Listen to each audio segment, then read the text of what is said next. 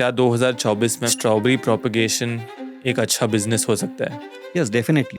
तो 1 एकड़ मानो मैं लैंड में खेती करना चाह रहा हूँ स्ट्रॉबेरी का सर, और 1 एकड़ ओपन फील्ड में मेरा उत्पादन कितना निकलता है स्ट्रॉबेरीज का? 1 एकड़ में अच्छा किसान है तो आज भी देखा जाए हमारे यहाँ नज़दीक पुणे सिटी है और बम्बई सिटी है, तो पुणे और बम्बई में इंपोर्ट होके स्ट्रॉबेरी बेची जा रही है 1000 रुपीज़ के जी, 800 रुपीज़ के जी। 1000 रुपीज़ के Yes. जी। आप महाराष्ट्र साइड वेस्ट में ज़्यादा काम कर रहे हैं, but south India, north India, eastern parts में आपको लगता है बेरी की खेती, स्ट्रॉबेरी की खेती हो सकती है?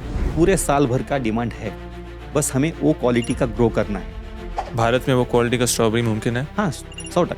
स्ट्रॉबेरी दिखती है छोटी लेकिन उसका डाइट हेवी, जो बेसिक इन्वेस्टमेंट है सॉइल प्रिपरेशन से लेके उसके बाद बेड बनाए, उसके बाद ड्रिप का इंस्टॉलेशन है, मल्च है, इंसेक्टिसाइड पेस्टिसाइड लगने वाले हैं, आपका लेबर है, पैकिंग मटेरियल है, पौधों का कॉस्ट है, ये सब कैलकुलेशन किया तो 1 एकड़ में एक्सपेंसेस नियर अबाउट।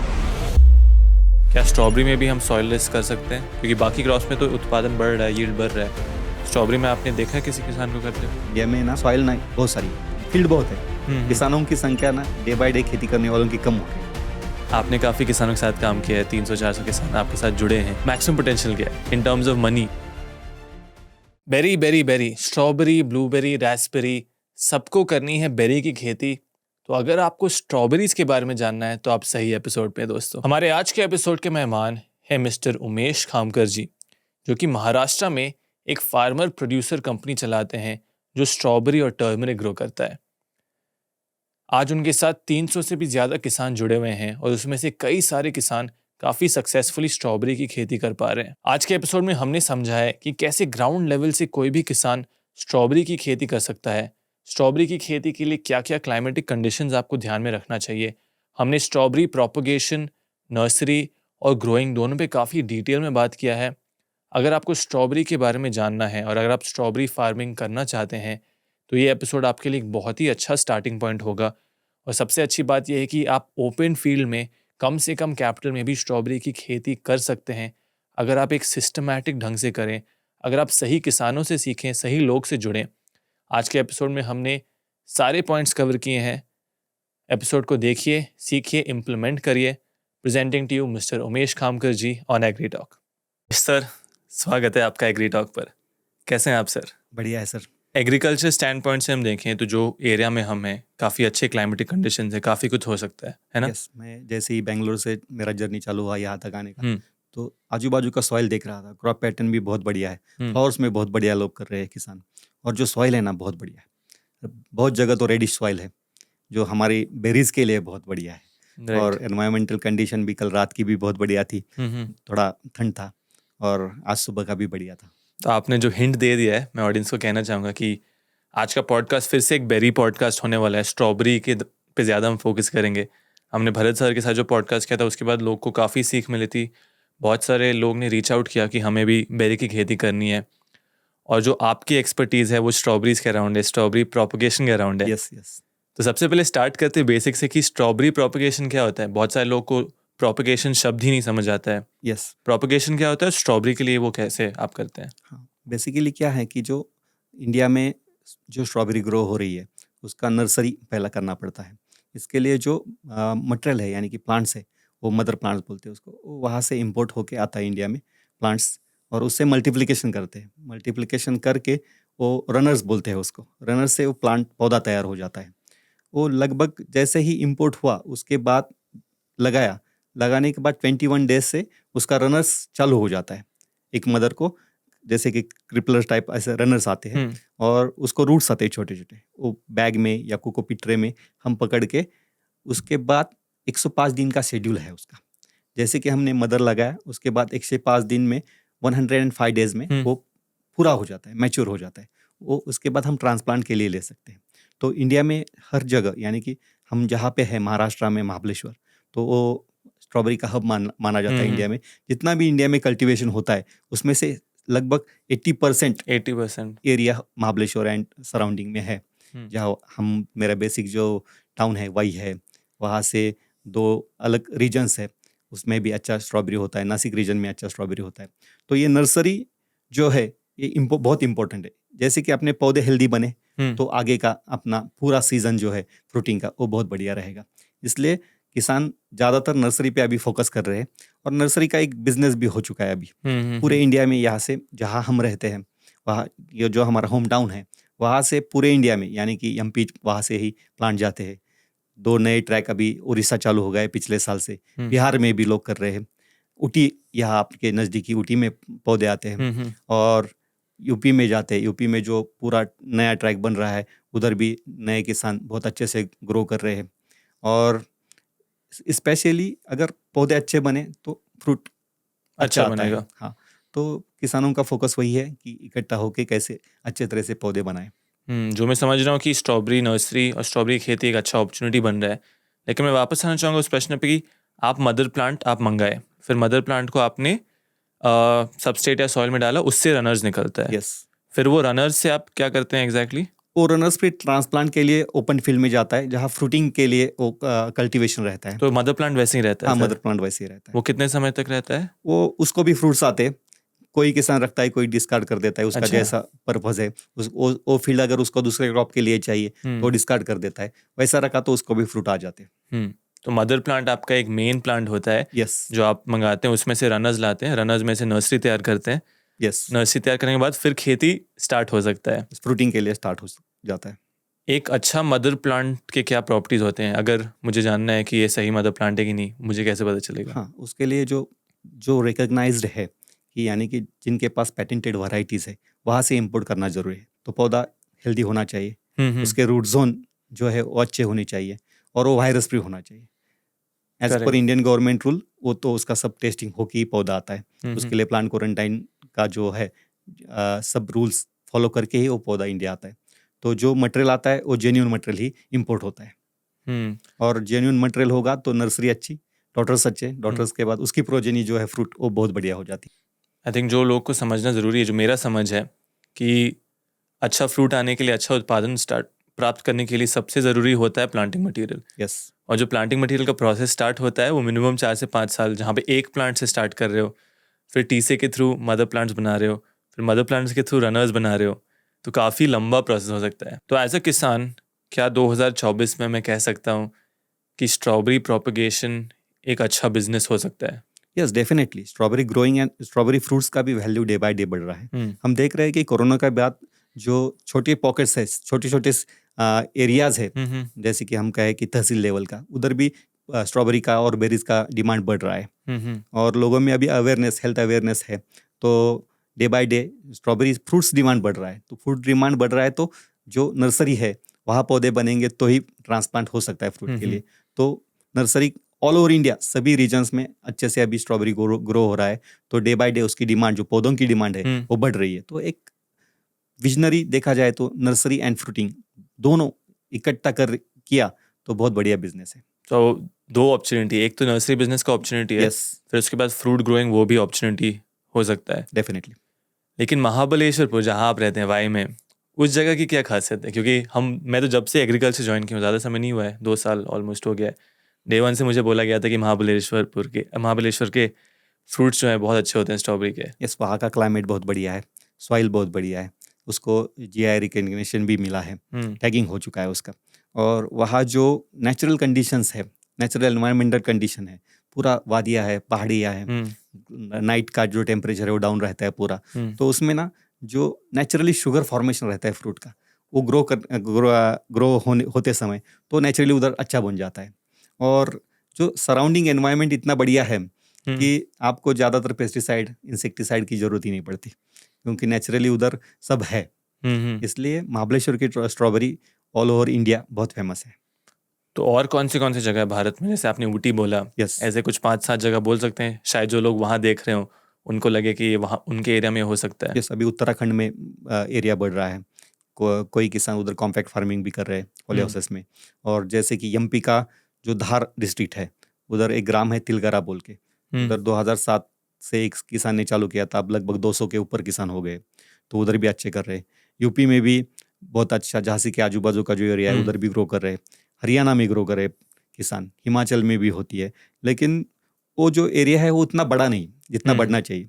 अभी पिछले 2-3 साल से नई नई वैरायटीज आ रही, एमकोकैल की डेवलप की हुई नई वैरायटी जो हर एक सेगमेंट में अच्छे से ग्रो होती है। तो किसानों के लिए अभी ऑप्शन है कि पहला एक वैरायटी विंटर डाउन था, वही लगा रहे थे। उससे पहले लगभग 1992 में स्वीट चार्ली और कैमरोजा, ये 2 वैरायटी थी।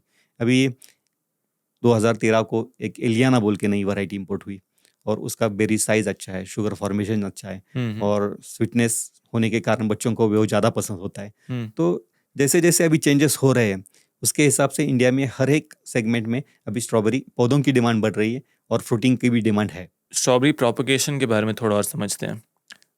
जो ये प्रोपगेशन होता है, मतलब अगर मुझे स्टार्ट करना है इसको, तो मुझे क्या क्या मतलब इंफ्रास्ट्रक्चर चाहिए होता है? जैसे मैंने प्लांटिंग मटेरियल ले लिया, उसके बाद नेक्स्ट स्टेप्स क्या होते हैं इसके? उसके लिए सबसे इसेंशियल चीज़ है कि आपके यहाँ का रेनफॉल कितना है। रेनफॉल। हाँ, अगर आपके यहाँ ज़्यादा रेनफॉल है तो आपको वो कॉम्पैक्ट में पॉलीहाउसेस में करना पड़ेगा। पॉलीहाउसेस में सॉइल में किया तो भी चलेगा, आप कोकोपीट में या कोई अदर ग्रो बैग्स में कर रहे हैं वो भी चल सकता है।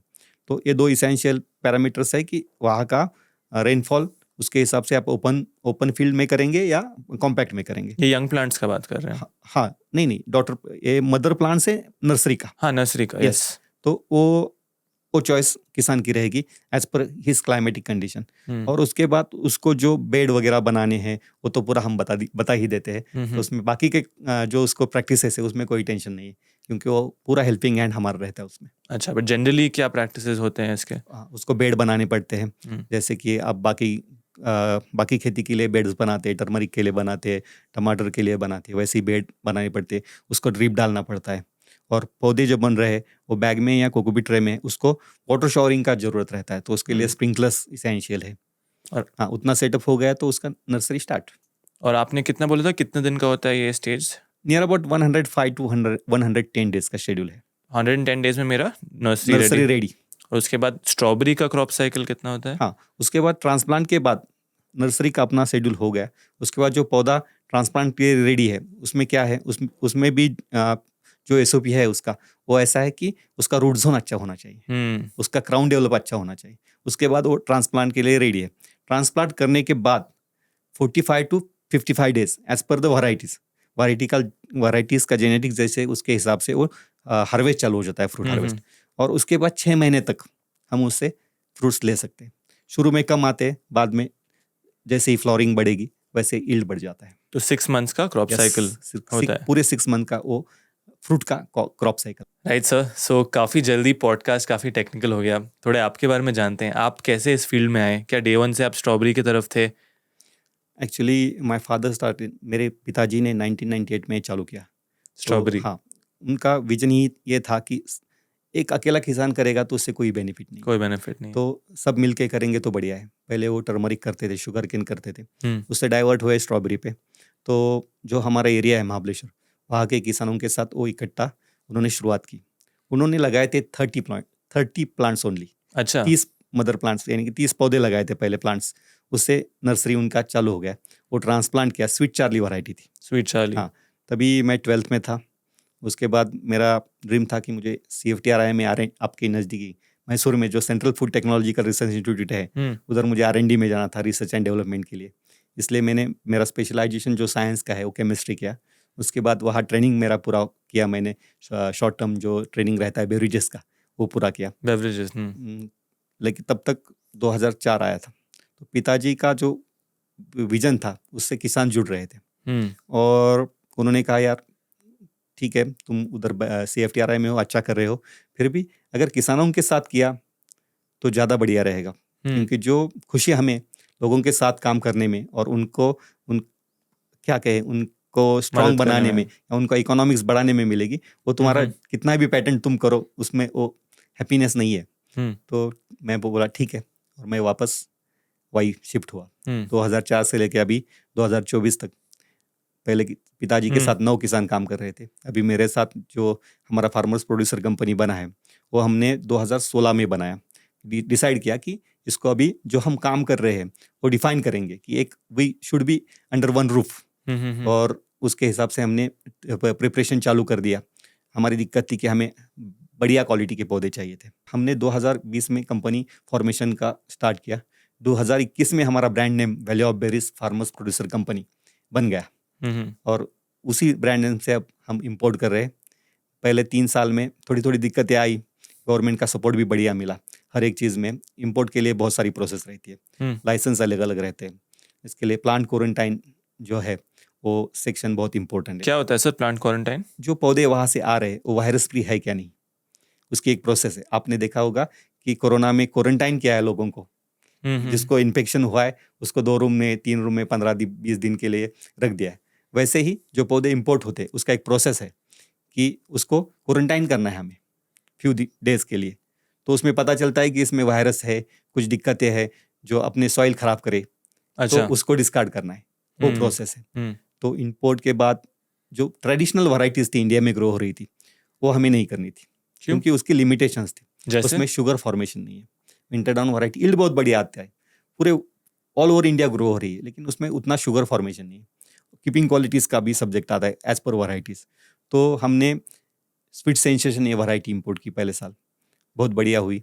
उसके बाद अभी इस लगभग लास्ट 3 इयर्स में हमने ब्रिलियंस, पाल्मारिटस, अभी इस साल हमने फेलासिटी, वैलेंटिना, मेडिलियन, ये वैरायटीज़ नई नई वैरायटीज़ इंपोर्ट की, जिसमें बेरी साइज बढ़िया है, कलर टेक्सचर अच्छा है, और हमारा इंडिया का मार्केट है वो पूरा शो ऑफ पे भी है और टेस्ट पे भी है। बहुत सारे लोग दिखने में कैसा है ये देख के परचेस करते हैं, जो दिखता है वो बिकता है। हाँ, जो दिखता है वो बिकता है, और कुछ सारे लोग उसका टेस्ट फ्लेवर भी देख के परचेस करते हैं। तो ये दोनों हिसाब से अभी हमारे पास इतनी वैरायटीज है हमारे बेरीज बास्केट में।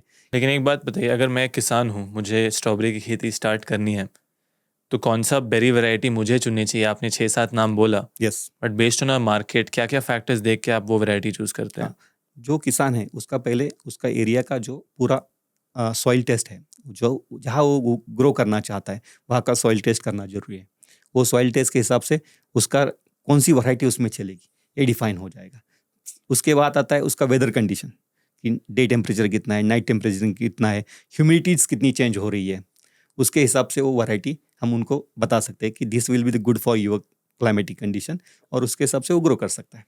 तो जनरली भारत में सबसे ज़्यादा कौन सा यूज? अभी विंटर डाउन ही सबसे ज़्यादा ऑल ओवर इंडिया लग रही है। उसके ग्रोइंग कंडीशंस क्या होते हैं जनरली? हाँ, वो तो रेगुलर नॉर्मल टेम्परेचर में ग्रो होती है। डे टेम्परेचर अगर कभी कभी शूट हो जाता है, यानी कि बढ़ जाता है, तो उसमें भी उसको दिक्कत नहीं है। नाइट टेम्परेचर जो है वो 15-16 डिग्री डाउन होता है, तो उससे फ्लावरिंग अच्छा आता है और फ्रूट्स में थोड़ी शुगर फॉर्मेशन बढ़िया बन जाती है। तो आप कह रहे हैं हर वैरायटी में, मतलब अगर मेरे जगह में हीट ज़्यादा है थोड़ा, हाँ, तो वहाँ सर्टेन वैरायटी यूज़ कर सकते हैं जिससे तभी भी मेरा प्रोड्यूस आएगा? डेफिनेटली, क्योंकि ये जो स्ट्रॉबेरी है इसका सेल्फ लाइफ बहुत छोटा है। तो रिगार्डिंग क्लाइमेटिक कंडीशन और वहाँ के जो वेरिएंट है क्लाइमेटिक के, वो स्टडी करके ही हम बढ़िया वैरायटी उधर ग्रो कर सकते हैं। कितना होता है सर स्ट्रॉबेरी का शेल्फ लाइफ? शेल्फ लाइफ 2 दिन, बस 2 दिन? 2 दिन। लेकिन अभी पिछले 5-6 सालों में बहुत सारी चेंजेस हुई है। प्रीकूल कर सकते हैं हम फ्रूट्स। उसके बाद जो ट्रांजिट सिस्टम है अपना पूरा ट्रांसपोर्ट का, वो भी रिफर वैन्स वगैरह आ गए हैं, तो उससे शेल्फ लाइफ बढ़ रही है। समझ गया। सर थोड़ा और अपनी FPO के बारे में बताइए, कितने सारे किसान आपके साथ जुड़े हैं? क्योंकि हम विलास शिंदे सर से बात किए हैं जो FPO के मतलब Yes. बहुत अच्छा सिस्टम एस्टैब्लिश किया है। मैंने खुद भी एक वीडियो बताया था जहाँ FPO के बहुत सारे एडवांटेजेस हैं। बिल्कुल, आपकी बाइंग पावर बढ़ती है, आपकी बार्गेनिंग मार्केट में बढ़ती है, आप मार्केट आसानी से पहुंच सकते हो। बहुत सारे एडवांटेजेस हैं जो लोग को एक FPO का हिस्सा होके मिलते हैं। आपके साथ कितने किसान हैं, वो कैसे आपका FPO ऑपरेट हो रहा है, उसके बारे में थोड़ा बता सकते हैं? जी। जो मेरे पिताजी के साथ काम कर रहे थे वो सभी किसान अभी तक मेरे साथ है। अच्छा, और कितने किसान हैं ये? ये पहले 9 किसान थे, वो 9 के 9, और मेरे साथ जितने जुड़ गए इतने सालों में, वो सभी मिल के आज के डेट में 121 किसान हम स्ट्रॉबेरी में काम कर रहे हैं। और दूसरा हमारा जो rather than strawberry we grow turmeric, हल्दी भी ग्रो करते हैं, वो भी पूरी ऑर्गेनिक है। उसमें लगभग 385 फार्मर्स हैं। तो जो स्ट्रॉबेरी ग्रोअर्स है वो चाहते थे, यानी कि कोई सक्सेस स्टोरी हो जाए, कि लोगों को पता चले कि यार इससे पैसा बन रहा है, दिक्कत है, ये नया क्रॉप है लेकिन इससे पैसा बन रहा है, हम अच्छे से कर सकते हैं, तो एक मोटिवेशन मिल जाता है। जो कि हमारे FPO के मेंबर्स जो है हर एक अलग अलग गांव में हैं, जैसे कि पंचगनी है, बिलार है जो नियर महाबलेश्वर है, और वाई के नज़दीक के जो रूरल एरियाज़ है वहाँ भी हमारे किसान हैं। दूसरा एक सर्कलवाड़ी एरिया है, वागोली एरिया है। तो अगर हमारा मेंबर है, उसका ग्रोइंग टेक्निक अलग है, क्योंकि हमने एक अच्छे से SOP ही बनाया है कि कैसे बेड बनाए जाए। बाकी जो सबसे ज़्यादा जो दिक्कत आती है इकोनॉमिक्स में है कि हम्म, किसान ना इकोनॉमिक्स के बारे में सोचता ही नहीं कि कुछ भी करना है उसको, एक एकड़ प्लांटेशन करना है तो उसका पहले ही रेडी रहना चाहिए कि इसमें खाद डालने का है, ऑर्गेनिक डालने का है खाद, यानी कि कंपोस्ट वगैरह डालने के, उसके एक्सपेंसेस कितने, सॉइल प्रिपरेशन के एक्सपेंसेस कितने, बेड बनाने के, उसमें ड्रिप चलानी है, ड्रिप के कितने, उसके लिए वेंचुरी वगैरह से ऑटोमाइजेशन हो करना है या वेंचुरी से अपनी खाद जाएगी, उसके एक्सपेंसेस कितने, तो पूरा उसका स्टडी होना चाहिए। उसके हम्म, बाद उसका प्रोड्यूस रेडी है तो उसके पैकेजिंग के कॉस्ट कितनी है, तो पूरे 6 महीने का एक्सपेंसेस इंक्लूडिंग लेबर वो हम्म, तैयार हो जाता है। तो उसको पता चलता है कि यार मुझे ये प्रिपरेशन करनी है, तो इसके हिसाब से वो प्लान करता है। वो प्लानिंग होने के बाद जो कॉस्ट जहाँ जहाँ कॉस्ट कटिंग कर सके वो एफ से हो रहा है, एफपीओ क्योंकि से, हाँ हाँ। एफ में बल्कि परचेस होता है कि जैसे कि हम मल्च लगा रहे हैं, पहले हम 50 बंडल लेते थे तो उसका कॉस्ट अलग था, अभी हम 1000 बंडल ले रहे हैं, रोल्स ले रहे हैं तो हम्म, उसका कॉस्ट अलग है। तो ये एफ से ना किसानों को वो कॉस्ट कट हो रहा है, हम्म, प्लांट्स में भी हो रहा है, जो बाकी की फर्टिलाइजर्स है उसमें हो रहा है, पैकेजिंग मटेरियल में हो रहा है। जब आप क्वांटिटी परचेस करते हैं तो डायरेक्टली कॉस्ट थोड़ा सा कम हो जाता है। तो वो हमारा किसान अगर एक गांव में है तो उसका ग्रोइंग टेक्निक अलग हुआ, हम्म, बाकी के किसानों का जैसा उसका स्टडी नहीं है। अगर उसको बाकी कुछ भी ग्रोइंग में तकलीफ आती है, ये समझ लो कि आज बारिश हो गई है, क्या करना है, समझ लो एक आध दिन कुछ इंसेक्ट्स आ गए हैं प्लॉट में या प्रॉपर पोलिनेशन नहीं हो रहा है, हम्म, तो इसके लिए पूरा प्लेटफॉर्म एफ के पास यानी कि वैली ऑफ बेरीज के पास रेडी है। वो एक कॉल करके वो पूरा सॉल्व हो जाता है। तो उसका जो इकोनॉमी है, हम्म, यानी कि 1 एकड़ स्ट्रॉबेरी उसने लगाया और दूसरे किसान ने, तो उसका इकोनॉमी उससे ज़्यादा है क्योंकि उसका सेलिंग भी ईजी हुआ। हम्म, कंपनीज जो है बड़ी बड़ी जो मटेरियल यानी कि फ्रूट्स खरीदना चाहती है, उनको एट ए वन रूप क्वांटिटी चाहिए, हम्म, क्वालिटी चाहिए, पैकिंग जो है वो अट्रैक्टिव चाहिए, ग्रीडिंग अच्छा चाहिए, उसमें डैमेज फ्रूट्स या खराब फ्रूट्स नहीं जानी चाहिए। हम्म। वो सब एफ के अंडर हो रहा है। तो आप पैकेजिंग, ब्रांडिंग, ये यस सारी यस चीज करते यस, हैं? हर चीज़ कर रहे हैं। और सबसे बड़ा चेंज क्या किया हमने, कहीं भी इंडिया में जाओ स्ट्रॉबेरी बोल के ही बेची जाती थी। जैसे हम्म, कि हमारे यहाँ एप्पल बोलते हैं, हम्म, वो पता नहीं है उसका कौन सा वैरायटी है, वो हिमाचल का है, चिली का है, हम्म, वैरायटी कौन सा है, बस एप्पल एप्पल चाहिए, ऐसा ही। हम्म। वैसे ही स्ट्रॉबेरी का भी था। अच्छा। स्ट्रॉबेरी यानी कि स्ट्रॉबेरी, वो विंटर डाउन है, वो सेंसेशन है, ब्रिलियंस है, या और कुछ वैरायटी है जो खाने वाले आप खा रहे हैं। हम्म, एक बार आपको अच्छी लगी, एक बार आपको अच्छी नहीं लगी, एक बार आपने परचेस किया, फ्रूट बहुत बढ़िया था यार, हम्म, शुगर फॉर्मेशन, इसलिए दूसरी बार आप परचेस करने गए तो यार ये थोड़ा खट्टा है, तो वो हमने चेंज किया। हमने हर एक वैरायटी का ब्रांड है, यानी कि स्वीट सेंसेशन है, वो लेबल पे वो नाम डाल दिया, स्वीट हम्म, सेंसेशन या ब्रिलियंस। तो जो बायर है उसको भी पता चलने लगा यार ये सेंसेशन बहुत बढ़िया है, अगली बार सेंसेशन ही खाएंगे। करेक्ट। हाँ, तो जो प्रीमियम वैरायटीज का मार्केट है ऑटोमेटिक अभी ग्रो हो रहा है अच्छे से, तो वैल्यू भी बढ़ गई फ्रूट की। जो रेगुलर ट्रेडिशनल पैकिंग है उसके रेट, और जो ग्रीडिंग किया हुआ, अच्छे से पैक किया हुआ, लेबल लगाया हुआ और ब्रांड हुआ, उस पे वैरायटी का नाम है, उसके रेट, उसमें बहुत तफावत डिफरेंस आने लगी। तो हम्म, जो किसान है उसको सीधा बेनिफिट मिल रहा है उससे। समझ गया। एक्चुअली क्या है ना सर, आजकल भारत में रिसेंटली मुझे लगता है एक बेरी वेव चल रहा है। बट बहुत सारे लोग हैं वो कहते हैं कि यार ये सब ज़रूरत नहीं है इंडिया में। इंडिया में क्रॉप्स अभी अलग हैं, किसान का डिमांड नहीं है ये सारी चीज़ का। मुझे लगता है डिमांड है। अगर दुनिया के सबसे सेकंड लार्जेस्ट पॉपुलेशन है हमारा, और दिन ब दिन इकोनॉमी और जीडीपी हमारी बढ़ती जा रही है, इसका ये मतलब कि अगर थोड़ा भी इनकम बढ़ रहा है, स्ट्रॉबेरी हो सकता है मार्केट में बाकी क्रॉप से थोड़ा महंगा हो, लेकिन लोग वो रेडी है पे करने के लिए। डेफिनेटली इंडिया आपको क्या लगता है मार्केट रेडी है? आप तो देखे होंगे फर्स्ट हैंड बहुत ज़्यादा। मार्केट रेडी है। आज भी देखा जाए हमारे यहाँ नज़दीक पूना सिटी है और बम्बई सिटी है, तो पूना और बम्बई में इंपोर्ट हो के स्ट्रॉबेरी बेची जा रही है 1000 रुपीज़ के जी, 800 रुपीज़ के जी। 1000 रुपीज़ के यस, जी? तो पूरे साल भर का डिमांड है, बस हमें वो क्वालिटी का ग्रो करना है। भारत में वो क्वालिटी का स्ट्रॉबेरी मुमकिन है? हाँ, 100% कर रहे हैं हम। हमारा सेंशन इतना बढ़िया है कि बस उतना डे बाय डे उसका डिमांड बढ़ रहा है। हम हमारे होम डिलीवरीज में स्वीट सेंसेशन जो हमारे नज़दीक के टाउन है वहाँ since first fruit to last fruit एक ही रेट से बेचते, 500 रुपीज़ के जी। 500 रुपीज़ के जी पे आप यस स्टैंडर्ड? Yes, standard. क्या बात है। और ये आप बेच कौन से चैनल के थ्रू रहे हैं? क्योंकि अगेन सबसे कॉमन क्वेश्चन लोग का होता है, एक तो हो गया मानो वो आपके साथ जुड़ गया, अलग बात है। बट मानो कोई नहीं जुड़ा, कहीं भी है, तो वो स्ट्रॉबेरी कैसे बेच सकता है? क्योंकि मेरे हिसाब से ये मंडी का क्रॉप नहीं है। हाँ बिल्कुल। अभी तो बहुत सारा जितना भी ग्रो हो रहा है वो मंडी, जैसे कि दिल्ली मार्केट, दिल्ली में आज़ादपुर मंडी है, वहाँ का ग्रोअर उधर ही बेचता है। अच्छा, मंडी में जाता हाँ है? मंडी में जाता है। हमारे यहाँ बॉम्बे में भी वाशी मार्केट है, वही ज़्यादातर उधर ही सेल होता है। अभी जैसे कि ऑनलाइन करने वाली बहुत सारी कंपनियाँ आई है, वो भी बहुत बड़े बड़े अच्छा रेट दे के परचेस कर रहे हैं। उनको चाहिए quality material, fruit size, colour, textures, sugar formation, hmm, ये सब बढ़िया बढ़िया रहेगी, तो उनका भी परचेस डे बाय डे बढ़ रहा है। बहुत सारी कंपनियाँ आ रही, जैसे सर? जैसे कि बिग बास्केट है, अमेजोन है, जेप्टो है, प्लक है। आपने बेचा है इनको? हाँ, मेरा रेगुलर इन्हीं 4 ही कंपनियों को रेगुलर सप्लाई है। तो बाकी आप कहाँ बेचते हैं कि सिर्फ इनको बेचते हैं? हाँ, बाकी जो हमारा होम डिलीवरीज का जो प्लेटफॉर्म है, वो भी पिछले 2 साल से अच्छा चल रहा है। और जो रिमेनिंग रादर देन जो ऑर्डर्स डेली प्लेस होते हैं, जो रहता है मटेरियल, वो हम एपीएमसी भेज देते हैं। लेकिन ऐसा है कि पिछले 5 सालों में ऑर्डर आ रही है 10 टन की और हमारे पास 7 टन ही है। ऑर्डर अच्छा, आ रही है 15 टन की, हमारे पास 14 टन ही है। अच्छा, तो आप कह रहे हैं वो डिमांड हो रहा है क्रिएट। प्रीमियम वैराइटीज का डिमांड बहुत बढ़ रहा है। आई थिंक एक चीज़ बहुत ही इम्पोर्टेंट लोग को समझना है कि क्या इंफ्रास्ट्रक्चर, क्या टेक्नोलॉजी लगता है, क्योंकि ओपन फील्ड में हो रहा है स्ट्रॉबेरी और उसका भी रेट अच्छा मिल रहा है, ग्रीन हाउस में भी हो सकता है स्ट्रॉबेरी, दोनों में डिफरेंस आता है sir in terms of quality? हाँ, ओपन ज़्यादातर ना ओपन फील्ड का स्ट्रॉबेरी है ना, वो बहुत बढ़िया है, क्योंकि उसको नेचुरल सनलाइट मिल जाता है। तो नेचुरली फोटोसिंथेसिस, बाकी सारी प्रोसेस वो नेचुरली हो जाती है।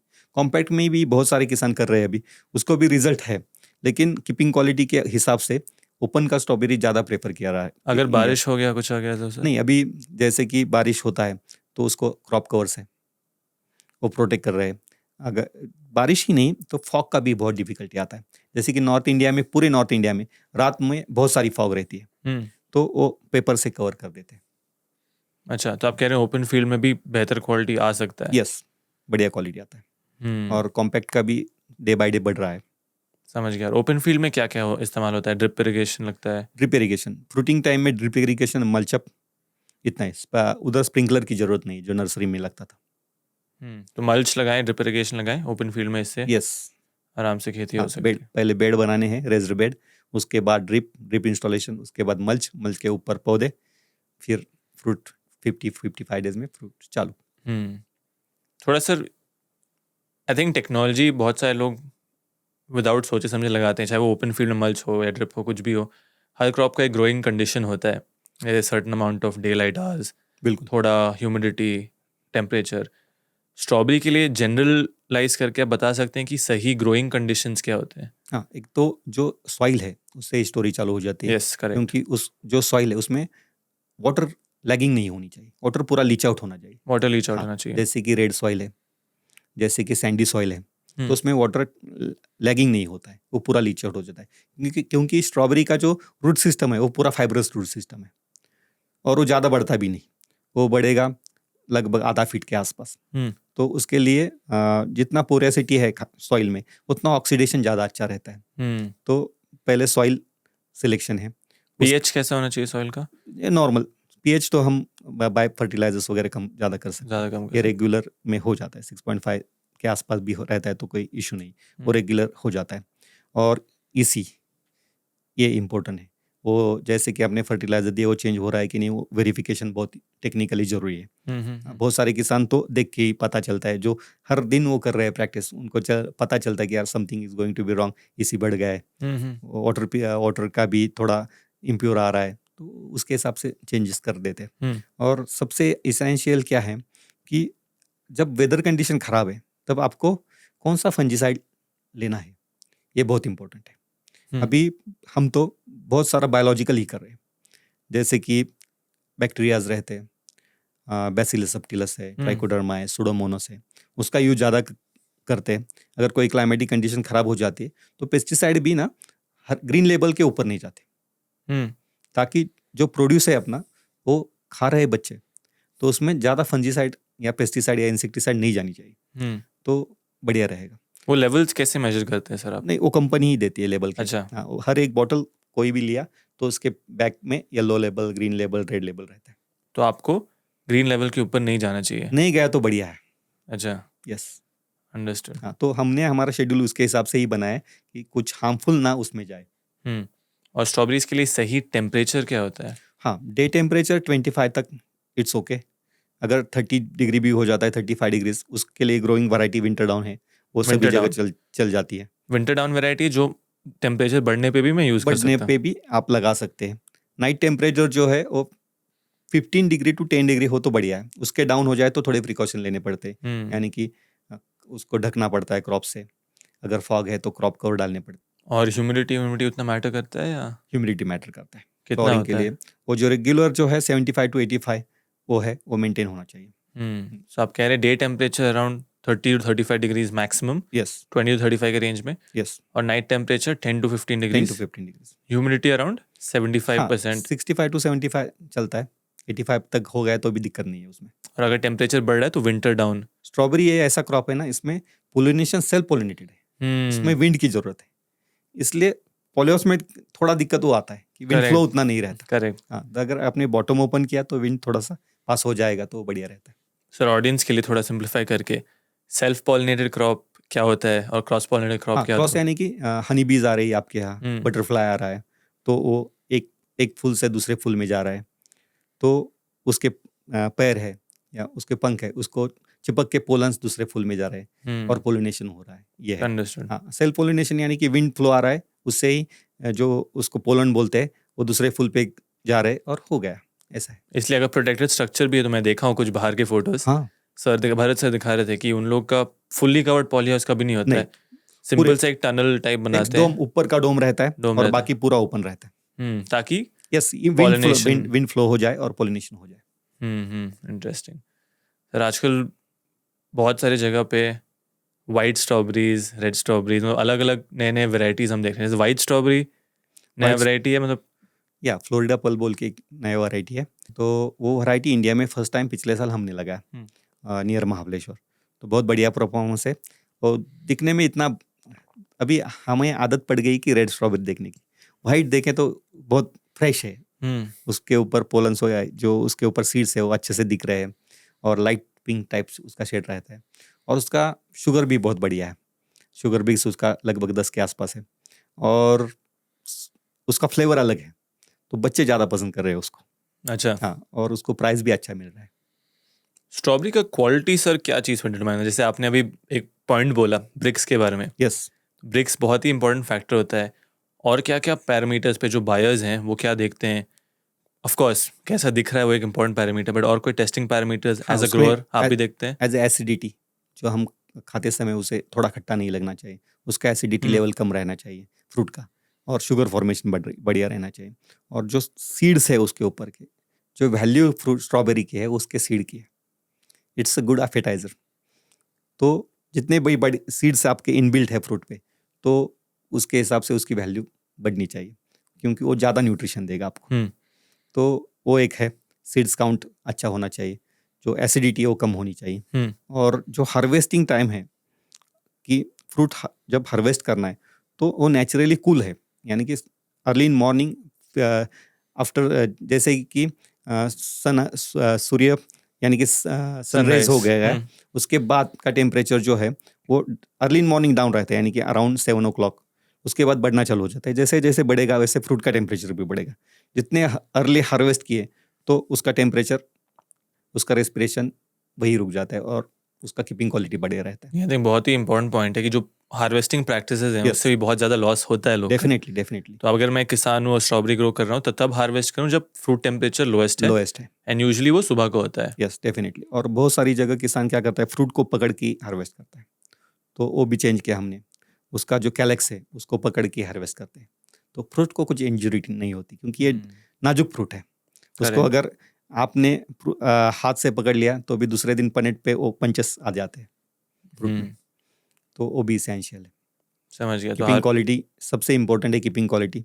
जैसे कि आपने रेगुलर न्यूट्रिशन मैनेजमेंट से ही आप उसको बढ़ा सकते हैं, आप नेचुरली सीवीड्स दे रहे हो, बाकी उसके लिए जो आपके सॉइल में अवेलेबल जो पार्टिकल्स है वो एब्सॉर्ब करने के लिए आप कोई बैक्टीरियाज दे रहे हो, उसके हिसाब से भी उसका कीपिंग क्वालिटी चेंज हो जाता है। तो जो लेने वाला ग्राहक है उसको शुगर अच्छी चाहिए, ज़्यादा खट्टा नहीं होना चाहिए, फ्लेवर अच्छा चाहिए, और उसका कलर टेक्सचर अच्छा चाहिए। और शुगर मेजर करने के लिए आपने जो ब्रिक्स बोला वो क्या होता है, थोड़ा ब्रॉडली समझा सकते हैं? और क्या सही लेवल क्या होता है उसका? हाँ, जो अलग अलग वैरायटी का अलग अलग है। जैसे कि विंटर डाउन का है, उसका 7.2 से लेके 8.3 और 8.4 तक रहता है। ये जो स्वीट सेंसेशन है वो 10 से लेकर 12 तक शुगर फॉर्मेशन है उसको। तो ब्रिक्स मीटर रहता है, उसके हम टेस्ट कर सकते हैं at the harvest time. Brix एक बस टूल है to measure the sugar yes, content. Brix meter है, उससे हम मेजर कर सकते हैं कि क्या है शुगर। अगर ब्रिक्स ऊपर हुआ तो डज दैट मीन कि वो फ्रूट बेटर है यूजुअली? इंडियन लोग पीपल जो है उनको ना मीठा चाहिए। मीठा चाहिए। यस आई थिंक हाँ, बाहर मैं सुना हूँ कि यूएस में लोग खट्टा भी पसंद करते यस, हैं। Definitely, strawberry by nature is not suppose to be a sweet fruit. बिल्कुल। इंडियंस जो है हम ये उसको खट्टा मीठा ही रहता है, हाँ हाँ, लेकिन अगर ज़्यादा खट्टा हो गया तो आप पूरा फ्रूट नहीं खा सकते। समझ गया समझ गया। ठीक है सर, मानो मैं ग्रो कर लिया हूँ अच्छे से, फ्रूट अच्छा निकल गया है, हार्वेस्टिंग प्रैक्टिस भी ठीक से हो गई है, बट इसके बाद 2 पॉइंट जो बहुत क्रूशियल होते हैं। सबसे पहले लॉजिस्टिक मार्केट तक पहुंचना, यस, दूसरा मार्केट में पहुंचने के बाद उसको बेचना, राइट? बिल्कुल। जैसे आपने बोला स्ट्रॉबेरी का शेल्फ लाइफ केवल 2 दिन है, कैसे आप मैनेज कर पाते हैं हाँ, उसको? जो जैसे कि आपका ऑर्डर आया है मुझे रात को 7-8 बजे, तो दूसरे दिन सुबह हार्वेस्ट चालू होने के बाद उसका ग्रीडिंग पैकेजिंग हो जाता है। तो जैसे ही ग्रीडिंग पैकेजिंग फिनिश हुआ, तो रिफर वैन से ही वो कलेक्शन सेंटर जाता है। जैसे कि एक बिग बास्केट कंपनी है, उसका एक कलेक्शन सेंटर नज़दीक है, एक 7 किलोमीटर 8 किलोमीटर पे। तो वो रिफर वैन से वहाँ जाता है, फिर वो प्रीकूल करते हैं उसको, प्रीकूल होने के बाद फिर रिफर वैन से ही वो मार्केट जाता है। रिफर वन मतलब सिंपल वैन है ना? नहीं, वो उसका टेम्परेचर मेंटेन रहता है। अच्छा, हाँ, कूल हाँ, cool cooling van. Cooling van. तो जो अपना फ्रूट का temperature at the harvest time है और जो अपने कस्टमर के पास जा रहा है, तो उसमें ज़्यादा वेरिएशन नहीं है, तो डैमेज होने के चांसेस कम है। ये इसेंशियल है। अभी पूरे जितने भी लंबे मार्केट है, यानी कि हमारे यहाँ से बोला महाराष्ट्र से, यानी कि सातारा से या महाबलेश्वर से बेंगलोर आ रही है स्ट्रॉबेरी, तो बहुत सारे रिफर वैन से ही आ रही है, तो डैमेज नहीं होता फ्रूट, वैसे कि वैसा रह जाता है। उसमें भी 2 दिन से कम में होना चाहिए या? नहीं, वो 3 दिन 4 दिन हो जाता है। एक बार प्रीकूल हो गया तो उसका शेल्फ लाइफ बढ़ जाता है। तो स्ट्रॉबेरी के लिए प्री कूलिंग यस मैंडेटरी है। Yes yes. तो अगर मैं एक स्ट्रॉबेरी ग्रोअर हूँ तो मुझे अपना प्लानिंग उस हिसाब से करना है हम्म। कि मेरे पास लॉजिस्टिक्स है जहाँ प्री कूलिंग पॉसिबल हो, एंड तभी मैं वेयर हाउस में या बायर के पास या भेजूँ। डेफिनेटली। अभी जैसे कि कोई जैसे हमारी एफपीओ है, तो अगर फैसिलिटी हमारे यहाँ बन रही है, तो वो किसानों को बेनिफिट है कि उनका फ्रूट्स आया, पैकिंग उधर ही हो गया, रिफर वैन प्रीकूल हो गया, रिफर से डिलीवर हो गया, तो फ्रूट के वेस्टेज के चांसेस कम है, रेट्स भी बढ़िया मिलेंगे। आपके पास है ये वैन? हाँ, हमने पिछले साल से वो चालू किया है। हम्म, हमारे यहाँ से जो कलेक्शन सेंटर है उसके वहाँ तक डिलीवरी के लिए हमने वो फैसिलिटी की है। समझ गया। तो 1 एकड़ मानो मैं लैंड में खेती करना चाह रहा हूँ स्ट्रॉबेरी का सर, सबसे पहला स्टेप जो मैं पहले मिस कर गया कि 1 एकड़ में प्लांट्स कितने लगते हैं टोटल? यस। और वो प्लांट में अगर हम बेड्स बना रहे हैं, ओपन फील्ड का ही बात करते हाँ, हैं, ओपन में। Row to row distance, bed to bed distance, वो सब कैसे मैनेज होता हाँ, है? 1 एकड़ में अगर आप 2 की रो लगा रहे हैं, यानी कि 2 की रो, यानी कि एक ड्रिपर पे 2 पौधे। अच्छा हाँ, अच्छा, डबल लाइन हाँ, बेड। यस। वो 3.5 फीट का रेजर टू रेजर डिस्टेंस रहता है, यानी कि 1 बेड टू अनदर बेड। हम्म, और आपका टॉप जो है वो लगभग 1.5 फीट का ऊपर बन जाता है, तो बीच में का 30 सेंटीमीटर डिस्टेंस है। और प्लांट टू प्लांट 1 फीट का डिस्टेंस है। एक फीट वाली ड्रिप लाइन यूज़ कर रहे हैं, हम्म। जिसमें वाटर डिस्चार्ज 2 लीटर है, तो एक ड्रिपर पे 2 पौधे लगेंगे। उसके हिसाब से 1 एकड़ में 20,000 पौधे लगते हैं। 1 एकड़ में 20,000? 20,000 पौधे लगते हैं।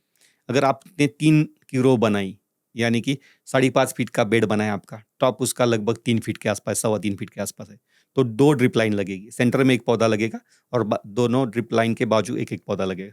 तो उस पैटर्न से जिस किसान के पास छोटी ज़मीन लैंड है, तो वो 3 की रो भी लगाता है, तो उसमें 22,000 पौधे लगेंगे। बट उसमें प्लांट्स में प्रॉब्लम नहीं आती? कॉम्पैक्ट हो जाता है। जैसे कि हमने बताया कि जो पोलिनेशन है उसमें थोड़ी दिक्कत आती है कि वो एयर फ्लो उतना नहीं रहता। तो आप सजेस्ट नहीं करेंगे कि हाँ, हम तो 2 रो ही सजेस्ट करते हैं। हमारा पूरा जितना भी एरिया है हमारा, और हमारे फार्मर्स प्रोड्यूसर कंपनी का, वैली ऑफ ब्रिज का, सब 2 रो ही लगाते हैं। तो अगर मैं किसान ओपन फील्ड में कर रहा हूँ तो मुझे 2 रो से 2 रो बढ़िया है।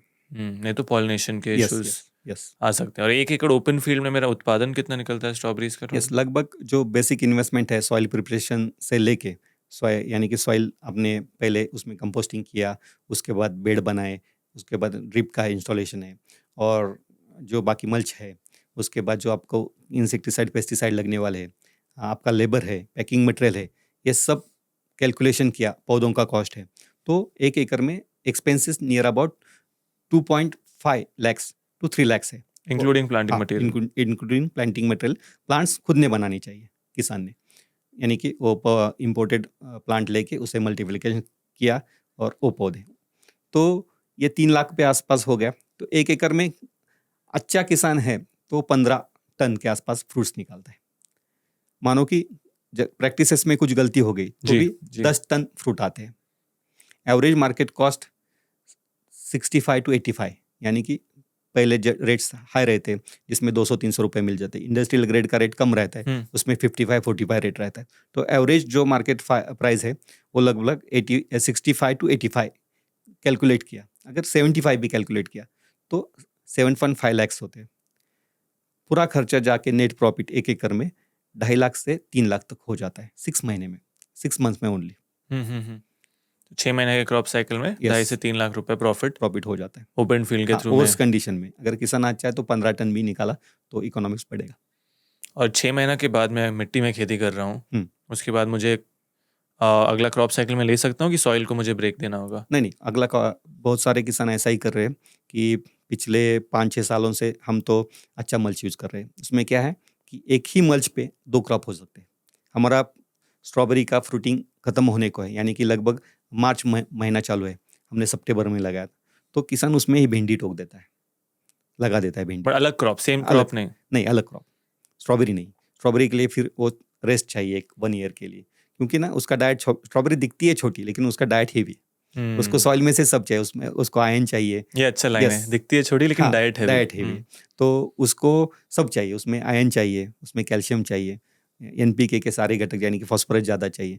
तो 1 साल हमने किया तो उसको 1 साल रेस्ट दूसरे लैंड में करेंगे तो अपना फ्रूट क्वालिटी वगैरह बढ़िया रहेगा, न्यूट्रिशन मैनेजमेंट प्रॉपर हो जाएगा। इसके लिए हर एक किसान को जरूरी है कि वो उसका डाटा यानी कि सॉइल टेस्ट बहुत इसेंशियल है। सबसे पहले सॉइल टेस्टिंग आप कराते हैं, उस हिसाब से मैनेजमेंट के पूरा लिए बहुत बढ़िया हो जाता है। अंडरस्टूड। और पेस्ट अटैक्स काफ़ी कॉमन है स्ट्रॉबेरीज में? हाँ, इसमें क्योंकि भी एक मैं पॉइंट बोलता हूँ सर, ओपन फील्ड में जो जनरली लोगों का कंप्लेन रहता है कि आप पेस्ट कैसे मैनेज करूंगा मैं, पेस्टिसाइड बहुत डालेंगे तो वो फूड जैसे आपने बोला अनहेल्दी हो जाता है। बिल्कुल। इसके लिए ना, जैसे कि अपनी नर्सरी है, जो पौधे बन रहे हैं उसको हेल्दी बनाने का है, कि जैसे कि कोई भी अटैक आए उससे पहले हम अलर्ट रहे, कि पौधे ही हम ऐसे बनाएं कि उसमें दिक्कत नहीं आनी चाहिए। कि उसको न्यूट्रिशन डिफिशिएंट है तो इम्पैक्ट कोई भी फंजीसाइड की ज़रूरत नहीं, डिफिशिएंट है तो उस पर अटैक आ जाएगा, फिर फंजीसाइड यूज़ करना पड़ेगा। अगर आपके पौधे न्यूट्रिशन डिफिशिएंट नहीं है, हेल्दी है, उसका क्राउन बढ़िया है, रूट जोन अच्छा डेवलप हुआ है, लिप्स कैनोपी बढ़िया है, तो उसमें दिक्कत नहीं है। अगर बायोलॉजिकल ट्रीटमेंट्स रेगुलर है, यानी कि प्रिवेंटिव, ट्राइकोडर्मा चला रहे आप, बायोड्रिप स्प्रे में आप बैसिलस सबटिलस चला रहे, कोई आपके यहाँ जैसे कि वाइट कर्व जैसी इंसेक्ट्स नीचे है तो उसके लिए आप बिवेरिया मेटरिज्म जैसे बैक्टीरिया चला रहे नीचे से, तो दिक्कत कम हो जाती है। वो अटैक आने से पहले ही हम प्रिकॉशन ले कि वो नहीं आए तो बहुत बढ़िया है। और जितना बायोलॉजिकल ट्रीटमेंट करे वो क्रॉप भी अपना सस्टेन ज़्यादा हो जाता है और यील्ड भी अच्छा आ जाता है। तो हेल्दी सीडलिंग बनाने के लिए सबसे पहले तो प्लांटिंग मटेरियल जो मदर प्लांट है वो अच्छा होना चाहिए। यस। उसके साथ साथ क्या क्या फैक्टर्स आप देखते हैं? मानो कि मुझे स्टेप 1 से स्टार्ट करना है, क्योंकि उससे मेरा इकोनॉमिक्स भी बेटर होगा। डेफिनेटली। क्या क्या चीज़ मुझे ध्यान में रखने चाहिए ताकि मेरा सीडलिंग हेल्दी हो? जो मेन है सिलेक्शन, जो पौधे आप वैरायटी सिलेक्ट कर रहे हो, वैरायटी अगर सिलेक्शन। आपका क्लाइमेटिक कंडीशन उसके लिए सूटेबल नहीं है और आपने लगा दिया तो आपकी दिक्कतें तो बढ़ने वाली है। तो स्पेसिफिक है कि वैरायटी सिलेक्शन के बाद हर एक वैरायटी का रिक्वायरमेंट अलग अलग है। विंटर राउंड का न्यूट्रिशन मैनेजमेंट अलग है, उसकी रिक्वायरमेंट्स अलग है। स्वीट सेंशन लगाया तो उसकी रिक्वायरमेंट्स अलग है, तो उसके हिसाब से हमें वो प्लान बनाना है। एक उदाहरण दे सकते हैं? हाँ, जैसे कि ये अपना विंटर डाउन है, उसमें नाइट्रोजन चल जाता है, उसको नाइट्रोजन की ज़्यादा ज़रूरत है। जैसे कि स्वीट सेंसेशन है, उसको नाइट्रोजन की ज़रूरत उतनी नहीं है, उसको चाहिए पोटैश और फॉस्फोरस। और ये आप सारे चीज़ नर्सरी स्टेज पे ही होना चाहिए? नर्सरी और प्लांटिंग में भी, आफ्टर ट्रांसप्लांट भी वो फोकस रहना चाहिए। स्ट्रॉबेरी ऐसे ही कि आप सुबह गए फार्म में तो आपकी पत्ती अलग दिख रही है, दोपहर को अलग है, शाम को अलग है। वैसे ही फ्लावर जैसे आता है उसमें भी उसका यानी कि 6 मंथ का क्रॉप है। फ्लावर्स आने के बाद 16-17 दिन में आपको फ्रूट मिल जाता है, तो उसका चेंजेस भी उतना फास्ट है।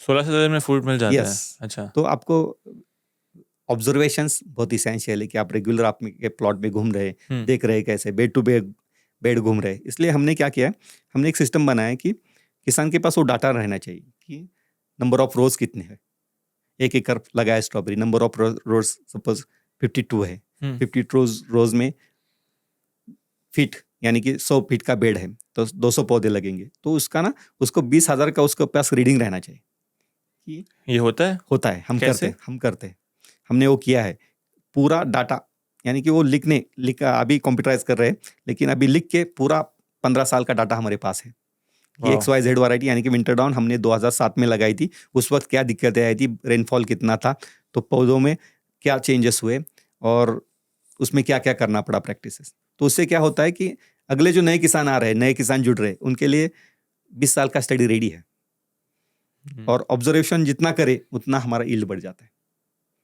ये बहुत बहुत ही इंपॉर्टेंट पॉइंट है कि डेटा, क्लाइमेटिक डेटा स्टडी करना, हिस्टोरिक डेटा स्टडी करना, उस डेटा से ही आपको कई सारे इनपुट्स मिल जाते हैं। मैं भरत सर से भी जब बात कर रहा था तो उस समय वो बोले थे कि आप जो नए वेराइटीज़ आ रहे हैं आप उसको राउंड द ईयर ग्रो कर सकते हैं, मतलब ब्लूबेरीज के लिए तो बता रहे थे, क्या स्ट्रॉबेरीज में भी ये मुमकिन है? यस, क्योंकि स्ट्रॉबेरी को कन्वेंशनली एक विंटर क्रॉप बोला जाता है। स्ट्रॉबेरी में भी वैसी वैरायटीज़ है, क्योंकि हम जो है इंडिया का जो पोजीशन है ऑन द अर्थ, वो हम इक्वेडोर पे है, तो उसके हिसाब से ब्यूटी एक वैरायटी है जो 12 महीने भी फ्लोरिस देती है। उसमें रिगार्डिंग टू फोटोसिंथेसिस या डे लाइट पीरियड का कोई इम्पैक्ट नहीं है, तो 12 महीने ग्रो हो सकती है। तो मैं कभी भी उसका नर्सरी तैयार करके कभी भी ट्रांसप्लांट करके यस कभी भी कर सकते हैं। क्या उसके उत्पादन में और बाकी क्रॉप्स के उत्पादन में डिफरेंस होता है? नहीं उतना ही है।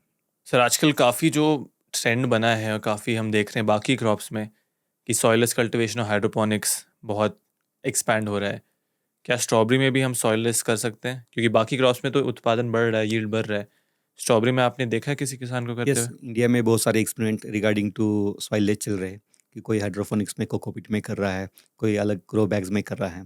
तो स्पेशली ब्लूबेरीज में ज़्यादा फोकस है इंडिया में। अभी जो नए नए ग्रोअर्स है या नई नई कंपनियाँ आ रही है, वो ग्रो बैग में कोकोपीट में ब्लूबेरीज ग्रो कर रहे हैं। स्ट्रॉबेरीज में भी बहुत सारे एक्सपेरिमेंट हुए हैं, लेकिन जो ओपन फील्ड में सॉइल में यील्ड है उससे कंपैरिजन में उतना वो थोड़ा कॉम्प्लिकेटेड है, क्योंकि उसमें ना ECPH वगैरह मेंटेन होना चाहिए। उसमें अगर एक आध दिन भी कुछ प्लस माइनस हो गया तो पूरा क्रॉप जाने के चांसेस है।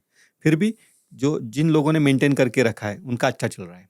अभी बहुत सारे किसान ना हाइड्रोफोनिक्स में अपना नर्सरी भी कर रहे हैं। हमारे यहाँ पुणे के आसपास बहुत सारी फार्म्स है जो कोकोपीट में ट्रे बना के उसमें मल्टीप्लाई कर रहे हैं।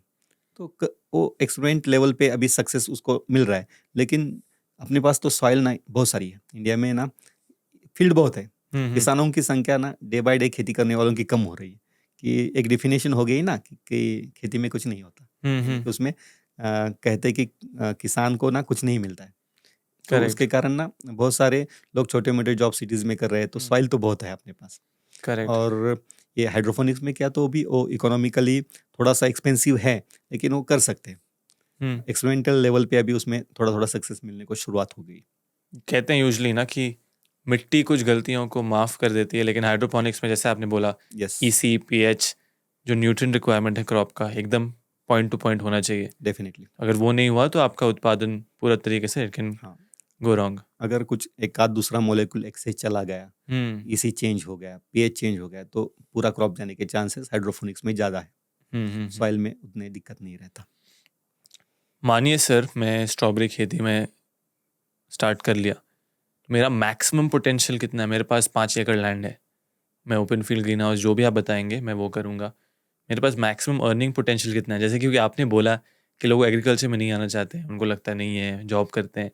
इसका कारण ये भी है कि उनको लगता है एग्रीकल्चर में पैसा नहीं है। मतलब मेरा पॉडकास्ट का एक और उद्देश्य था कि लोगों को दिखाना कि एग्रीकल्चर में मौका है, बिल्कुल अपॉर्चुनिटीज़ हैं। आपने काफ़ी किसानों के साथ काम किया है, 300-400 किसान आपके साथ जुड़े हैं, मैक्सिमम पोटेंशियल क्या है?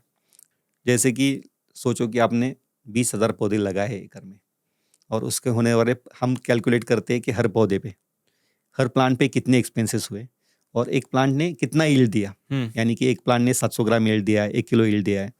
तो जैसे जैसे आपकी प्रैक्टिसेस अच्छी हो जाएंगी तो श्योर शॉट आपका इनकम बहुत बढ़ेगा। बस कॉन्फिडेंस की जरूरत है। कितना सर? लेकिन तभी भी कितना मैक्सिमम? हाँ, 1 एकड़ में कम से कम 2 लाख तो कहीं नहीं गए। तो आप कह रहे हैं 6 अगर महीने में 5 एकड़ में ओपन फील्ड से 5 एकड़ में आप कर रहे हैं तो 10 लाख रुपए आपको नेट मिलने ही वाले। नेट प्रॉफिट 10 लाख रुपए मुझे Yes. साल के मिल हाँ, सकते हैं। लेकिन एक हर्डल भी है कि लेबर प्रॉब्लम, इसलिए आप शुरू 1 एकड़ से करें और हर साल वो एरिया बढ़ाते जाए, वो ज़्यादा बढ़िया है।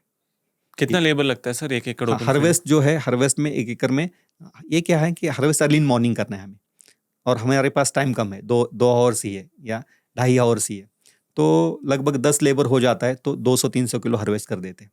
20-25 किलो एक लेबर 2 घंटे में कर देता है। तो कितना टोटल लेबर 1 एकड़ में? 10। 10 बट ये ओनली हार्वेस्ट के समय, हार्वेस्ट वही पैकिंग करेंगे।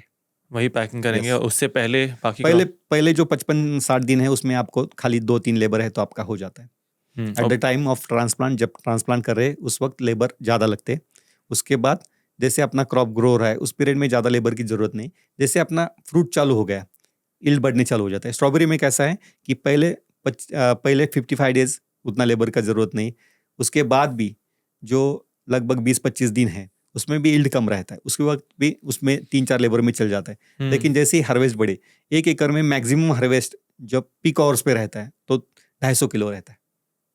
250 किलो 250 किलो, तो उस वक्त आपके पास 10 लेबर की ज़रूरत है, तो हार्वेस्ट इन टाइम हो जाए, पैकिंग रीडिंग अच्छे से हो जाए। समझ गया। और लेबर का कॉस्टिंग कितना आता है सर हाँ, अप्रॉक्सीमेटली? जो हमारे यहाँ जो अभी लेडीज़ वर्कर है उनको सुबह का हार्वेस्ट का अलग सैलरी रहता है। जो हार्वेस्ट करने वाली लेडीज़ है वही पैकिंग में रुकती है तो उसका अलग रहता है। तो जो हार्वेस्ट करने वाले हैं उनको 6 to 7 आवर्स उन्होंने काम किया, उसको 300 रुपीज़ मिल जाते हैं पर डे? Per day. और ये लेडीज़ ही रहते हैं यूजुअली? हार्वेस्ट में तो ज़्यादातर लेडीज़ ही अच्छा काम करते हैं क्योंकि डेलीगेटेड है, उसको अच्छे से हार्वेस्ट करके पैकिंग में भी अच्छे से करना है, तो लेडीज़ का काम उसमें बहुत बढ़िया है। टिश्यू कल्चर में भी आपने देखा होगा कभी, हाँ, लेडीज़ ही है। हमेशा पूरे लैब में बस लेडीज़ रहते हैं Yes. क्योंकि उनके हाथ में ज़्यादा जेंटलनेस होता है। बिल्कुल, बिल्कुल। मैंने उनसे पूछा क्यों नहीं मैन आते, तो अगर बोले अगर मर्द आ गए टिश्यू कल्चर लैब में तो ये प्लांट बर्बाद हो बर्बाद जाएगा। हो जाएंगे डेफिनेटली। तो वैसे ही एक फ्रूट में है क्योंकि वो रूडली उसको हार्वेस्ट करेंगे, हार्वेस्ट हड़बड़ में इंजरी हो गया फ्रूट को तो डैमेज हो प्यार से करना चाहिए। यस, प्यार के। सर मैं आपको एक एक्सपीरियंस बताना चाहता हूँ। रिसेंटली जब मैं हॉलैंड गया था तो वहाँ मैं देखा था कि रोबोट्स बने हैं, वो रोबोट्स का काम है बस स्ट्रॉबेरी को हार्वेस्ट करना। बिल्कुल, और वो रोबोट्स कितना 50-60 लाख रुपए का एक एक रोबोट आता है। बिल्कुल। वहाँ की खेती को आप देखेंगे तो इतना एडवांस हो गया है, हाईटेक ग्रीन हाउसेज में है, एक आदमी पूरा ऑपरेट कर रहा है 10-10 15-15 हेक्टेयर, और बाकी सारा काम रोबोट्स कर रहे हैं। डेफिनेटली। मशीन आके प्लग कर रहा है, मशीन आके यहाँ से निकाल रहा है। तो मैं वीडियोस देखा, मैं यहाँ वीडियो में डाल दूंगा। कभी भी आपको लगता है इंडिया वहाँ पहुँचेगा? ज़रूरत नहीं है क्या नहीं। है? 15-20 साल का बात करते हैं। नहीं पहुंचेगा, क्योंकि क्या है कि ये रिक्वायरमेंट है, नीड ऑफ टाइम है। क्योंकि अगर मेरे पास फ्यूचर में 100 एकड़ का फार्म है, 200 एकड़ का फार्म है, जैसे कि आपने देखा होगा सह्याद्री में ग्रेप्स का उतना बढ़ गया है, तो उस वक्त लेबर का इशू आने वाला है, तो वो करना ही पड़ेगा छोटे पैमाने पे, लेकिन तो शुरू करना पड़ेगा। Technology must to be in farming. Next technology क्या जो आप अडॉप्ट करना चाहेंगे, या नेक्स्ट स्टेप क्या? जैसे अभी आप ड्रिप कर रहे हैं, मल्चिंग कर रहे हैं। सबसे इसेंशियल है कि जो पैरामीटर वेदर्स के चेंज हो रहे हैं सडनली, अब देख रहे हैं कि पिछले 3 सालों से बारिश का बहुत प्लस माइनस है। कभी कूलिंग आवर्स मिलते हैं, कभी नहीं मिलते, तो उसके हिसाब से ना जो वेदर फोरकास्ट है वो स्पेसिफिक एरिया का, जहाँ आपका फार्म है वहाँ का पूरा डाटा आपको आना चाहिए, कि आपको पता चलना चाहिए कि 2 आवर्स बाद या 2 दिन बाद या 1 दिन बाद बारिश होने वाली है, तो आप कुछ प्रोटेक्ट कर सकते हैं। और अगर चिलिंग आवर्स यानी कि ज़्यादा ठंड हो गई, माइनस डिग्री पे आए, माइनस तो हमारे यहाँ नहीं जाता, लेकिन बिलो 7 डिग्री या 10 डिग्री जा रहा है, तो उसके हिसाब से आप प्लानिंग कर सकते हैं। वो इसेंशियल है। वेदर डेटा ना अभी किसानों के पास होना जरूरी है। सर हमने पॉडकास्ट के बीच में कहीं डिस्कस किया था अबाउट ग्रोइंग कंडीशन, जहाँ हमने टेम्परेचर, ह्यूमिडिटी के बारे में, विंड स्पीड, ये सब बेसिक पैरामीटर्स के बारे में बात किया। बट जो 2 पॉइंट आपने बोला, एक है डे लाइट आवर्स और दूसरा है आपका चिलिंग आवर्स। यस, मेरे हिसाब से बेरीज के लिए बहुत ही इंपॉर्टेंट फैक्टर्स होते हैं। क्या होता है सही डे लाइट आवर्स और चिलिंग आवर्स, ताकि मेरा प्रोड्यूस अच्छा निकले? हाँ, फोटो पीरियड जितना, जब जो वैरायटीज है जिनेटिकल। फोटो पीरियड क्या होता है सर? फोटो पीरियड यानी कि जो फ्रूट को सनलाइट मिलने वाली है उससे उसका न्यूट्रिशन यानी कि फोटोसिंथेसिस हो जाता है। कि जैसे कि अपने यहाँ डे लाइट शॉर्ट रहती है, कि उत्तरायण बोलते हैं हम, दक्षिणायन बोलते हैं, तो उसमें एक सेक्शन में हमें डे लाइट कम मिलने वाली है, एक सेक्शन में ज़्यादा मिलने वाली है। तो जितना ज़्यादा फोटो पीरियड उसको मिलता है, उससे ना उसका फ्रूट फॉर्मेशन यानी कि फ्लावर सिनेशन, फ्रूट फॉर्मेशन बहुत बढ़िया रहता है। तो आप कह रहे हैं जितना लंबा डे लाइट हो हाँ उतना बेहतर। हाँ, वो भी अलग है, उसमें भी जो वैरायटीज बनी है वो रिगार्डिंग टू डे लाइट यानी कि फोटो पीरियड के हिसाब से बनी है। तो अगर उसमें मैं ग्रोअर हूँ तो मुझे ये भी रिसर्च करना ज़रूरी है कि मेरे डे लाइट आवर्स कितने हाँ, हैं। उसका अगर आप कोई भी वैरायटी लो तो उसका एक डिफिनेशन रहता है, ये शॉर्ट डे वैरायटी है, ये डे न्यूट्रल वैरायटी है। डे न्यूट्रल क्या होता है? यानी कि उसको इम्पैक्ट नहीं है कि सनलाइट भी कितना हो। भी हो जाए, वो उसका जो साइकिल है वो चलता रहेगा। अच्छा हाँ, तो अच्छा। उसका प्लांटेशन पीरियड भी उसके हिसाब से ही है कि कब हम्म, प्लांट करना है। समझ गया। तो जब मैं ग्रो कर रहा हूँ हम्म, मुझे वो डेटा भी निकालना ज़रूरी है, डेफिनेटली, कितना देर का मेरा डे लाइट है। यस। दूसरा जो पॉइंट है चिलिंग आवर्स, चिलिंग बहुत ही जनरल टर्म है सर, मतलब चिलिंग आवर्स मतलब क्या टेम्परेचर के नीचे होने चाहिए? हाँ, अभी जैसे कि डिमांड वर्ल्ड वाइड बेरीज की इतनी बढ़ रही है, तो जो नया रिसर्च चल रहा है वो नो चिल ही चल रहा है कि जो वैरायटी नई डेवलप हो रही है उसको कम से कम चिलिंग और मे बी वो ग्रो हो सके। स्ट्रॉबेरीज हाँ, के लिए भी स्ट्रॉबेरी के जैसे कि ब्लूबेरीज के लिए हो रहा है, स्ट्रॉबेरीज के लिए भी वही हो रहा है। हैं अभी वो वेराइटीज़? अभी डेवलप हो रही है, 2-3 वैरायटी अभी आ गई है, जैसे कि फॉर्च्यूना है, जैसे कि अभी पाल्मारिटस आ गई और वेलेंटिना एक वैरायटी आ गई। तो वो रिगार्डिंग टू चिलिंग आवर्स कम हो गए, कम का हो यानी कि उनके रिसर्च में उन्होंने वो डेवलप करते समय उसको ज़्यादा चिलिंग नहीं चाहिए ऐसा डेवलप किया है। और लेकिन क्या टेम्परेचर के नीचे, मतलब जो भी चिलिंग हम कहते हैं हाँ, उसका क्या सबसे बेंचमार्क? बढ़िया है ना कि अपना फ्रूट अच्छा रहे इंडिया में, यानी कि महाराष्ट्र का जहाँ हम ग्रो कर रहे हैं, तो day temperature 25 degrees it's good. 25 के ऊपर गया तो थोड़ी प्रिकॉशंस है। अगर नाइट का टेम्परेचर जो है वो बिलो 5 डिग्रीज गया तो टेंशन है, क्योंकि फिर फ्रीजिंग का दिक्कत आ जाता है। और वो 5 to 12 degrees it's good night का टेम्परेचर। तो वो बेसिकली 5 to 12 डिग्रीज है आपका चिलिंग का यस, रेंज। यस। जो आप नए वेराइटीज़ आ रहे हैं उसमें वो पीरियड कम भी हो तो थोड़ा हम्म, चलेगा। चलेगा। अंडरस्टूड। क्योंकि जैसे अभी हम साउथ इंडिया में बैठे हैं और यहाँ जैसे आप भी बात कर रहे थे पहले कि ऊटी बहुत अच्छा बेल्ट है बिल्कुल। क्योंकि वहाँ पे कंडीशंस अच्छे हैं। इन जनरल आपको क्या लगता है, आप महाराष्ट्र साइड वेस्ट में ज़्यादा काम कर रहे हैं, but south India, north India, eastern parts में आपको लगता है बेरी की खेती, स्ट्रॉबेरी की खेती हो सकती है? Yes, definitely. अभी जो बिहार है, बिहार में एक औरंगाबाद डिस्ट्रिक्ट है, उसमें बहुत सारा किसान अभी इनिशिएटिव लेके प्लांटेशन कर रहे हैं। उनका जो प्रोड्यूस है वो कलकत्ता जाता है, वहाँ से रेट्स भी अच्छे मिल रहे हैं। झारखंड में बहुत सारे एक्सपेरिमेंट हुए, उधर भी अच्छा सक्सेस मिल रहा है। उत्तराखंड में मिल रहा है।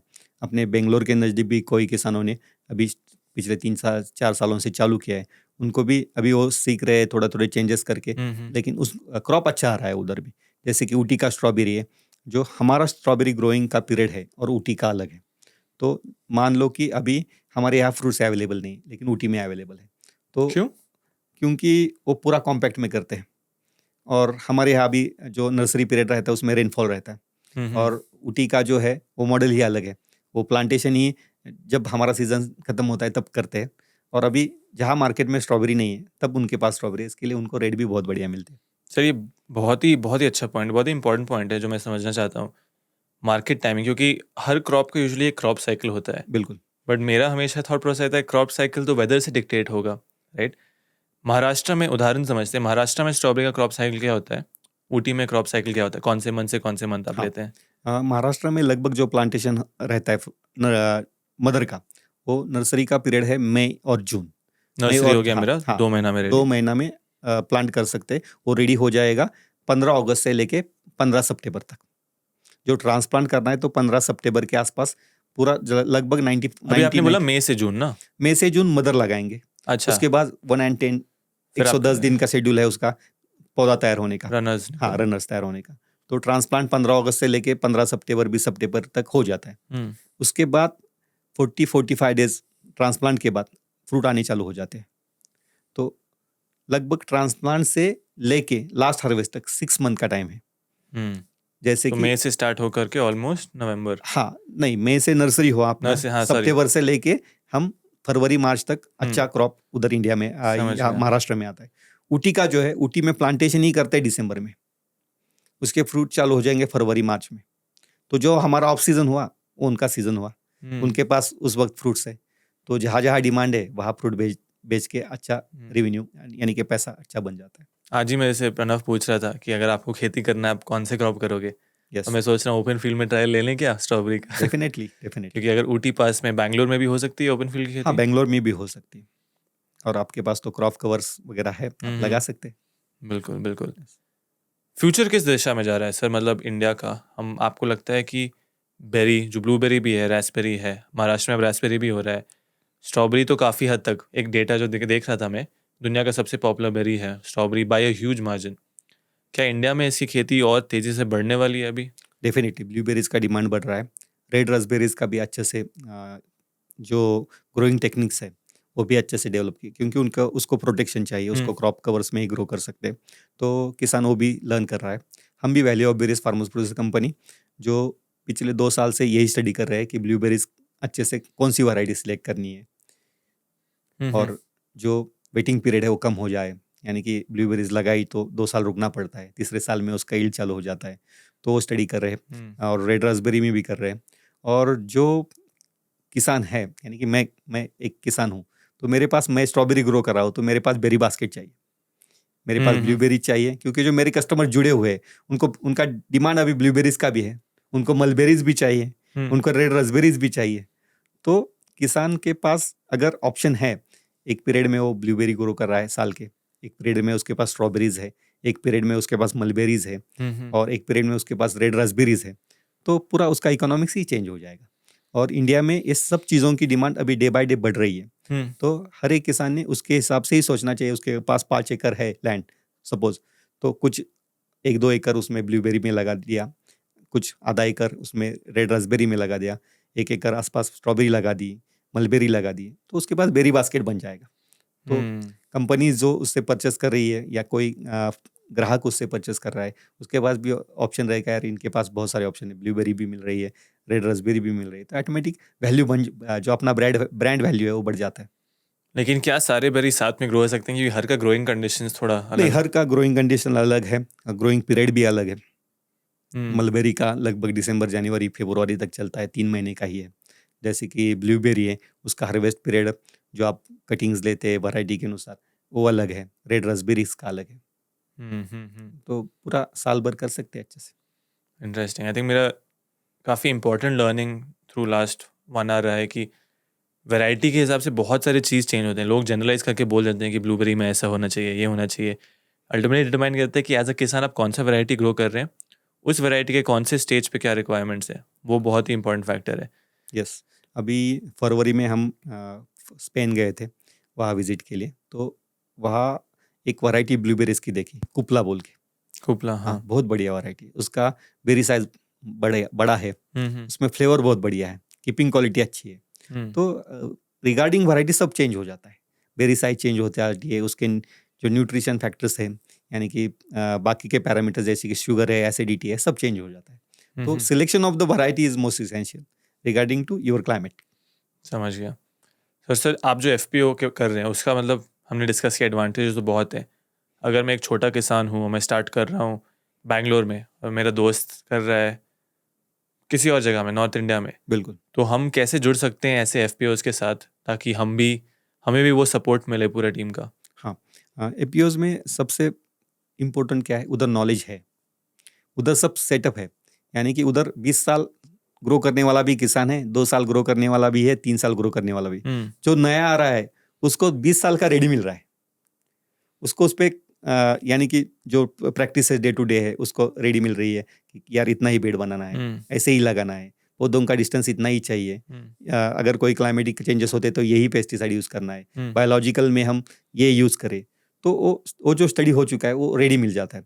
तो छोटे किसान के लिए वो ज़्यादा हेल्पफुल है कि उसका स्टार्ट में ही उसको ज़्यादा स्टडी नहीं करना पड़ा और क्रॉप उसका चालू हो गया।